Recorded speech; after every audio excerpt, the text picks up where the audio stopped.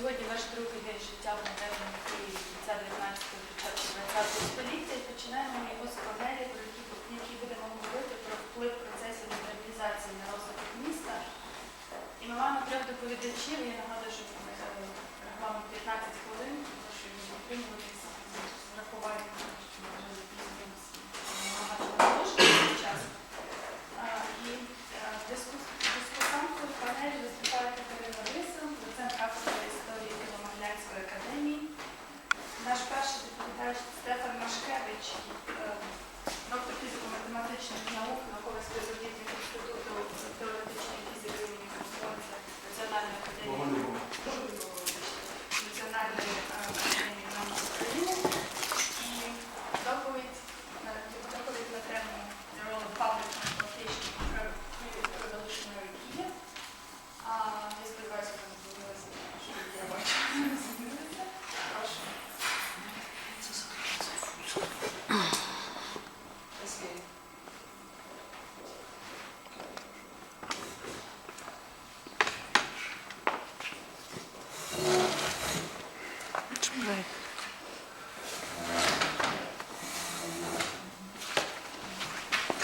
Before we begin, I have some very sad news to share with whoever might not know it yet.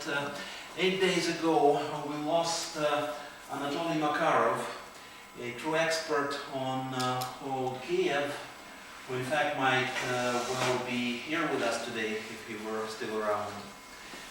His little encyclopedia of Kiev antiquity, Малая энциклопедия киевской старины, has become all but a classic. So I'd like to honor the memory of Anatoly Makarov here with a brief moment of silence.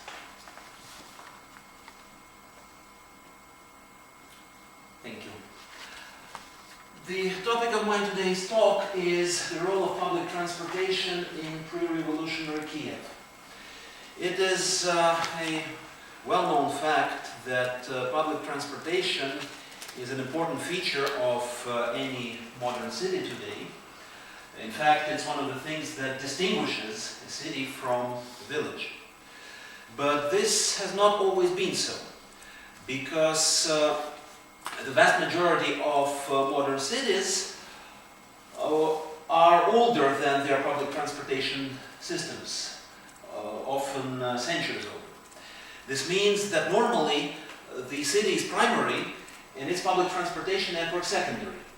So the city defines how the transportation work functions and how it serves the needs of the city. But there is also the reverse effect, which is that the advent and subsequent presence of a public transportation network influences in some way the way the city lives and functions. It is precisely this effect that we'd like to explore using pre-revolutionary Kiev as a rather typical example. A brief history first. The first projects of horse tram, known as Konka, in Kiev date back to 1869, which is when the railway came to the city. At first it was thought that horse tram service would be city-owned. In fact, back then, unlike now, transportation was a highly profitable enterprise. So it was thought that it would boost up the city's revenues. That was not to happen, and when horse tram was finally inaugurated only in 1891, followed by the electric tram, the first in the Russian Empire, in 1892, it was owned by a private enterprise, the so-called Kiev City Railway Society. The enterprise was founded by a well-known engineer, Amand Struve. So, from the outset, there were three parties to the deal. There was the society, the private enterprise, the riding public, the passengers, and sort of in between them, the city management, which acted in some cases as a sort of a moderator. Which means that there were two modes, two ways of interaction. On the one hand, the society versus the city, with the riding public kind of at the back of the city.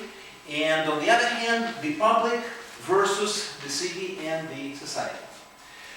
So we'd like to answer two basic questions here. First, an essential city service, the tram service, being run by a private enterprise, how well did this work out? What were the advantages and disadvantages of such an arrangement? Second, how did the advent and presence of public transportation influence the riding public?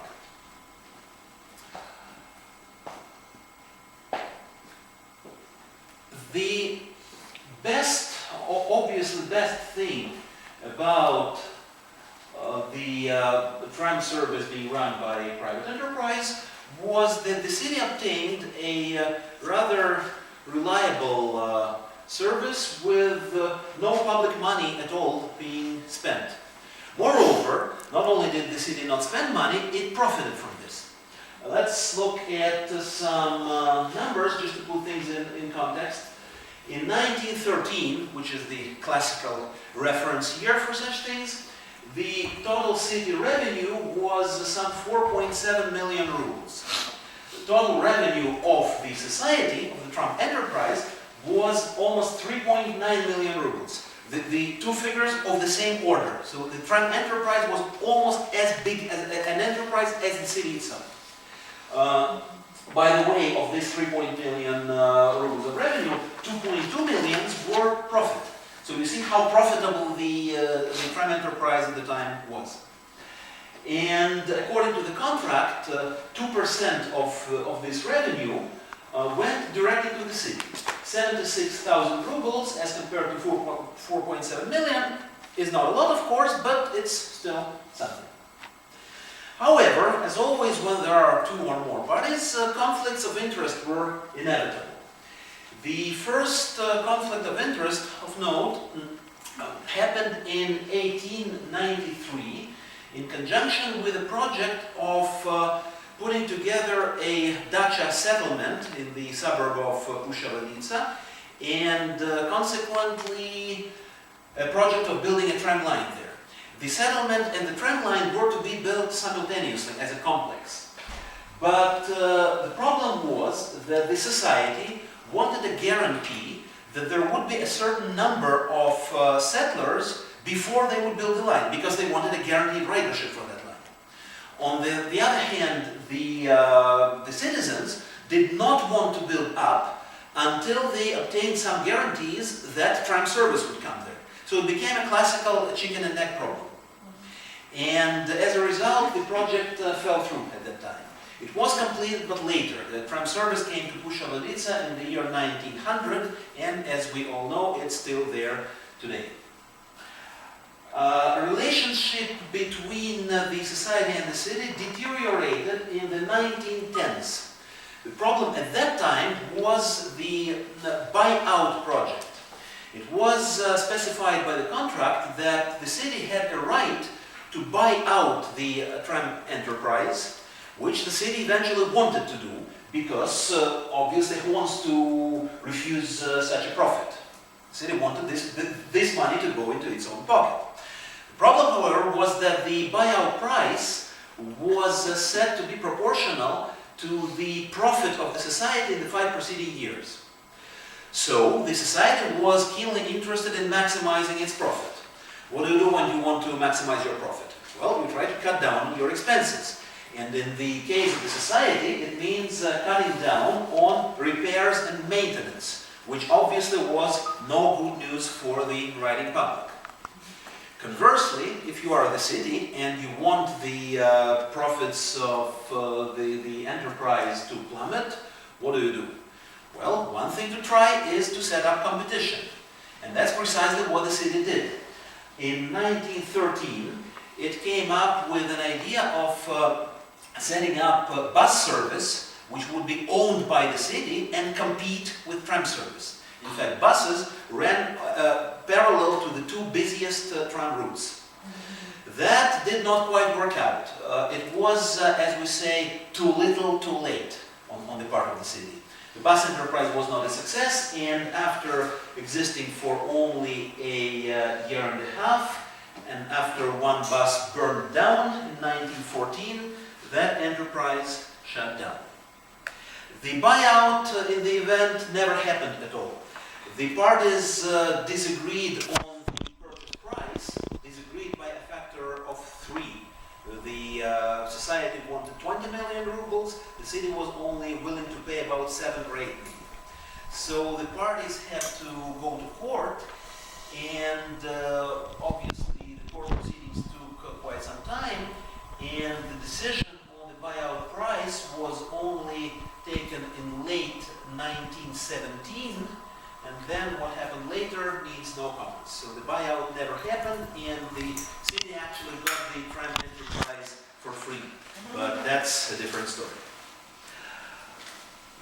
Second question. How did the riding public feel the presence of the new tram service? The first and obvious answer was that it was a big advantage for the public, because people could now ride quite cheaply as compared to the horse cabs, the izvozchiki, and the enterprise was fairly reliable. So obviously when people can move around more freely, it stimulates economic activity and so on and so forth. So there are many cases on record where trams were welcomed by citizens. Citizens actively pursued tram service coming to their neighborhoods and asked the city about it. Such was the case back in 1885, when horse tram projects were still under discussion.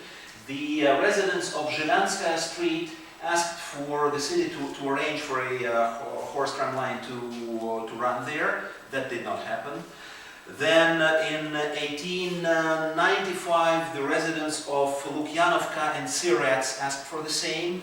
They got their tram line, but only about 10 years later.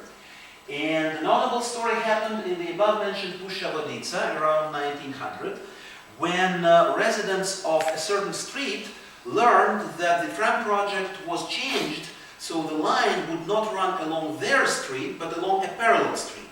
They actively complained because they said that they had paid more for their land plots on the promise that tram service would come to their street, and now they felt deceived. Again, they did not succeed. The tram line ran according to the changing project. If you remember how that line runs in Pusha Voditsa, it goes like this, then turns, and then turns again. Well, that's that shift that was for some reason made in 1900.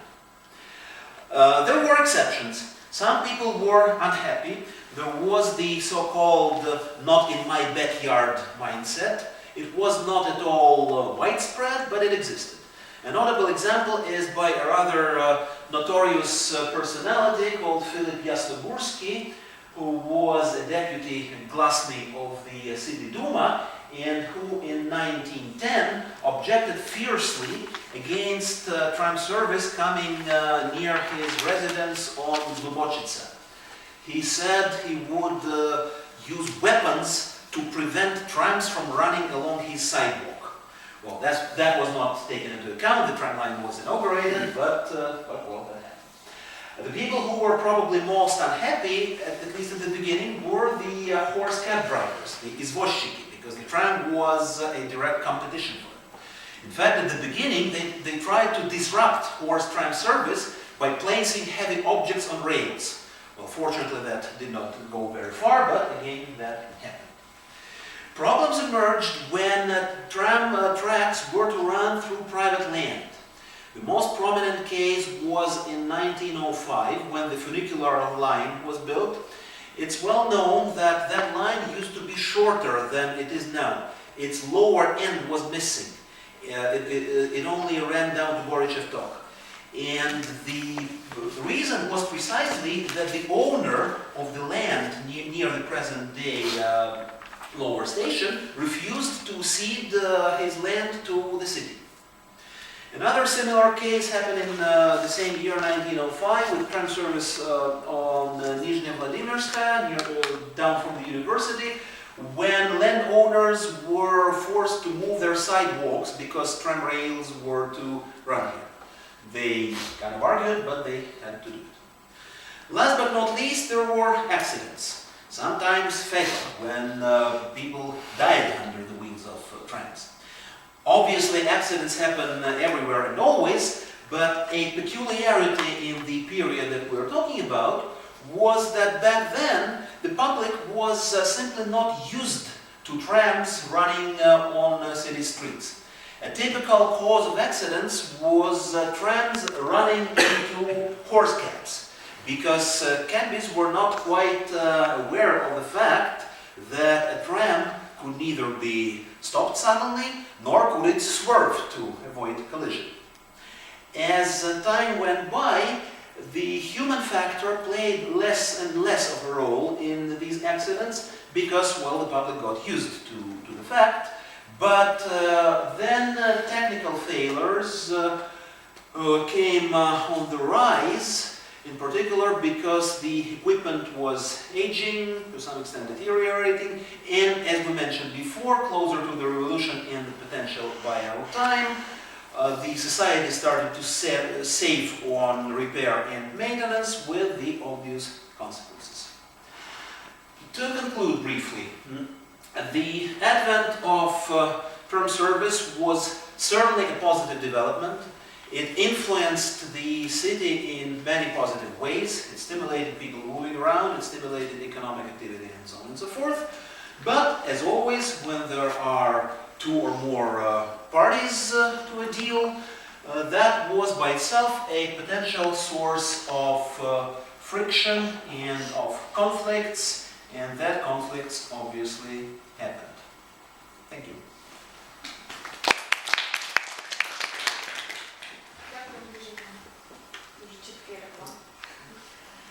На жаль, ми досі не маємо, з'явився наш другий доповідач, тому ми переходимо одразу до третьої доповіді.